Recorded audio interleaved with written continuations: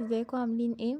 انا عارفه ان انتوا ممكن تكونوا عملتوا زيي وجبتوا ست كامله من الفرش، بس مش عارفين استخداماتهم كلهم ايه. تعالوا اقولكوا على استخداماتهم كلهم ونبدا من الاسهل للاصعب. نبدا من اسهل فرشه، وهي الفرشه بتاعه الهايلايتر. زي ما انتوا شايفين بتبقى مفلطحه شويه كده، وكمان ناعمه جدا جدا جدا، سهل ان هي تتني معانا. عشان كده دي من اسهل الفرش اللي احنا ممكن نتعرف عليها بسهوله لما نجيب الست كامله. تاني فرشة معانا وهي الفرشة اللي احنا بنفرد بيها الماسك على وشنا. الفرشة دي معتقدش ان هي اساسية في اي ست، بس هي كانت موجودة مع الست اللي انا جبتها. الفرشة دي زي ما انتوا شايفين الجزء اللي فوق هو جزء املس ناعم، ما فيهوش اي حاجة ممكن تعور او كده. وزي ما انتوا شايفين برضو سهل ان هي تتني تروح وتيجي علشان تبقى مرنة على البشرة واحنا بنحط الماسك. البرش اللي بعدها سهلة جدا ان احنا نتعرف عليها، بناحيتين زي كده، بتبقى ناحية منهم لتسريح الحواجب وناحية منهم لتسريح العين. الاتنين سهلين جدا جدا ان احنا نعرف. نبدأ نخش على الليفل الأصعب شوية، وهو ازاي نفرق بين الفرشة بتاعة البلاشر والفرشة بتاعة الباودر. تقريبا الاتنين نفس الشكل، نفس الحجم، زي ما انتوا شايفين اختلاف بسيط جدا جدا اللي بينهم. فتعالوا نعرف ازاي نفرق بينهم. الفرشتين هما الاتنين شبه بعض بالظبط. اللي بيفرق بين فرشة الباودر عن فرشة البلاشر ان فرشة الباودر اكبر من فرشة البلاشر من حيث الحجم اللي فوق. هما الاتنين نفس الطول، بس الحجم هو اللي بيفرق فوق.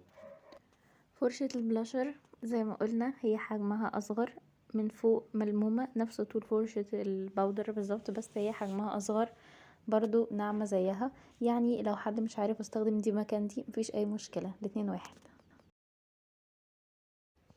هما الاتنين بتوع العيون، بس مين فيهم بتاع الاي شادو ومين فيهم بتاع الجفن العلوي من فوق. تعالوا نتعرف عليهم وازاي نعرفهم.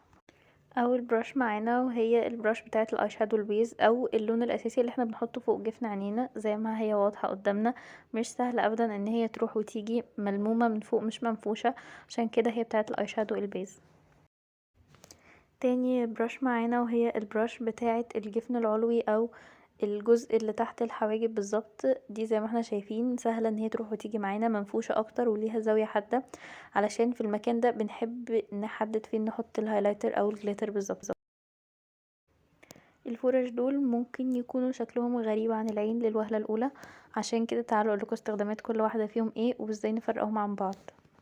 البراش دي بنحسها شوية ان هي ملمومة من فوق، اصغر من البراش بتاعة الباودر والبراش بتاعة البلاشر.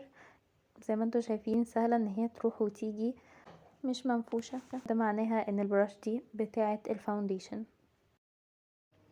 لو نلاحظ ان الفرشة دي كمان شبه اللي قبلها، عشان كده ينفع نستخدمها للفاونديشن، وكمان ينفع نستخدمها لدمج الكونتور.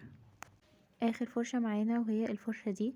اول ما جاتلي خالص كان الجزء اللي فوق ده بجد كان صلب جدا، مش بيروح ويجي معايا خالص، فعلشان كده كنت بستخدمها للايلاينر.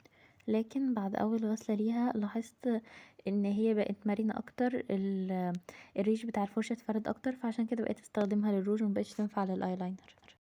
وبس ده كان الفيديو بتاعنا النهاردة. اتمنى يكون عجبكم، واتمنى ان انتوا تكونوا استفدتوا منه حاجة. باي باي.